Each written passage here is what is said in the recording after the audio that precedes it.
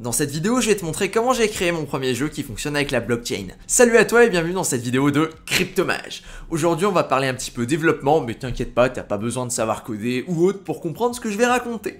La première chose à savoir, c'est que moi non plus, j'ai pas des compétences en tant que codeur, en tant que développeur, tout ça. Tout ce que je sais faire, je l'ai appris grâce à des tutos sur internet, notamment avec ce mec-là qui s'appelle Brackeys et qui montre comment développer des jeux vidéo. La première chose que j'ai faite, c'est que je me suis rappelé que, il y a quelques années déjà, j'avais développé un jeu grâce à ce que ce mec là avait montré. Par exemple ici, c'est le tuto que j'ai suivi, le mec a créé un jeu qui est assez simple, c'est tout simplement un cube rouge, le cube rouge peut se déplacer avec les deux touches, du coup soit à droite soit à gauche, et l'objectif c'est de venir esquiver les différents blocs. Absolument rien de compliqué, truc très basique. Sauf que pour ça il y avait plusieurs problèmes. Déjà le jeu n'a pas de thème, c'est un truc qui est un petit peu blanc, et ça c'est un petit peu nul, je pense que t'es d'accord avec moi. L'idée c'est vraiment d'avoir un truc qui soit sympa, que tu puisses regarder, et que quand tu le regardes t'es là en train de dire ouais c'est sympathique. Alors effectivement ça peut faire sens d'utiliser un terme comme ça si tu veux faire quelque chose de très minimaliste, mais c'était pas trop mon idée, pas trop mon approche. Du coup je suis parti sur un thème pirate. Ouais, j'aime bien les pirates, et alors je suis un enfant, je sais. Donc, je suis parti sur mon petit thème pirate, et ensuite j'avais un autre problème, c'est que là, par exemple, sur son modèle à lui, eh bien, il utilise des niveaux qui sont générés manuellement. C'est-à-dire que chacun des niveaux qui sont utilisés dans son jeu vidéo, c'est lui qui les a créés à la main. Alors, tu t'imagines bien, moi, j'ai pas envie de m'amuser à faire ça. Je vais pas créer 50 niveaux à la main pour avoir un petit jeu, pour faire 2-3 tests. Non, c'est pas très intéressant. Alors au contraire, je me suis mis à la recherche d'un autre tutoriel et j'ai combiné plusieurs tutos, dont un qui m'a permis en fait de choper de la génération aléatoire pour générer des ennemis au hasard. Je vais même te montrer comment ça fonctionne directement sur Unity, histoire que ce soit un petit peu plus clair. Avec mon petit bateau, donc tu le vois, tac, je peux me déplacer, tout va bien. Mais ce qui est intéressant, c'est tout simplement de voir que, voilà, tu vois mon bateau ? En fait, il ne bouge pas mon bateau. C'est les bombes qui vont venir tomber dessus. Parce que ce que je t'ai pas dit, c'est que non, on n'est pas à l'horizontale, mais on est à la verticale. Mais vu que la caméra est bien placée, t'as l'impression qu'en fait on est à l'horizontale.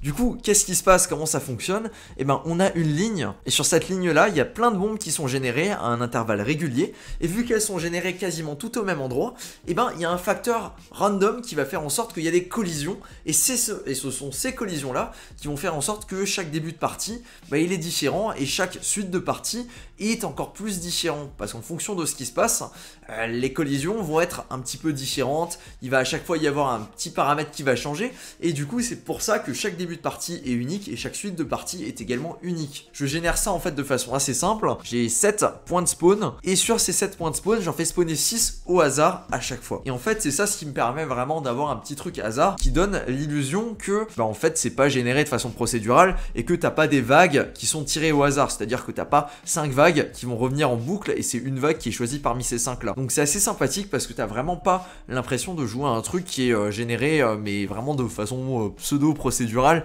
là où tu vas avoir un truc un petit peu chiant, c'est toujours les mêmes vagues qui arrivent. Non, t'as quelque chose qui est vraiment random. Alors ça implique un défaut, c'est possible qu'il y ait certaines vagues qui soient générées de façon à ce qu'elles soient impossibles. Ouais, c'est pas cool, mais honnêtement, j'ai bien tweaké le truc et ça a dû m'arriver une fois sur la bonne demi-heure là où j'ai joué, donc je pense que c'est pas si dramatique que ça, comme taux de chance. Là, tac, tout va bien, tu vois, à chaque fois, il y a toujours une brèche, il y a toujours un endroit là où tu vas pouvoir passer. Mais ça, c'est pas la partie la plus intéressante du projet. Non, ce qui est plutôt cool, c'est le leaderboard que tu peux voir là à droite. Ce leaderboard là, c'est la première fois que je gère un leaderboard et je vais t'expliquer comment ça fonctionne. L'idée, c'est que quand tu viens sur la page, eh ben ça fonctionne avec un MetaMask. C'est-à-dire que ton login, c'est le MetaMask. Si tu appuies sur le bouton login, je te partagerai le lien, ne t'inquiète pas. Alors là, ça va me connecter automatiquement parce que je suis déjà connecté. Mais si tu n'es pas connecté automatiquement, eh ben ça va t'ouvrir une page sur ton MetaMask et ça va te dire de te connecter. À partir de là, tu as juste à dire bah oui, je veux me connecter. Mais là, le script va venir choper en fait l'adresse avec laquelle tu t'es connecté et c'est ça ce qui va réagir comme ton compte. C'est-à-dire qu'à chaque fois que tu vas faire un score, le score il est affiché en haut. Alors je t'expliquerai après comment il est calculé parce que ça me fait trop marrer comment je le calcule. Et donc ton score va être affiché là si tu es dans le top 5. Ça c'est géré avec un truc qu'on appelle le PlayFab. C'est assez sympathique parce que ça permet directement de venir choper des scores et de venir, enfin de gérer plein de trucs en vrai. C'est pas juste un petit soft, tu peux gérer énormément de choses, ça fait le back-end de pas mal de choses, de pas mal de projets, de pas mal de jeux. Et donc ici par exemple on peut voir le leaderboard en temps réel. Tu vois les ID ça représente pas grand chose, mais si tu cliques, bah, tu peux voir qu'il y a effectivement l'adresse. Ici, tu peux voir l'adresse du joueur. Et ça, ce qui est génial, c'est que moi, grâce à ça, bah, je vais pouvoir par exemple récompenser les mecs qui sont dans le top 5. Je vais pouvoir leur dire, écoute, bien joué, tu es dans le top 5 et tu vas gagner quelque chose. Alors l'objectif de cette première version, c'est-à-dire que pour qu'il y ait un intérêt au jeu, tout simplement, si tu joues à ce jeu-là et que tu arrives dans le top 5, eh bien, comme tu le sais, j'ai une collection NFT qui arrive sur la chaîne YouTube. Cette collection-là, c'est les Cryptomages.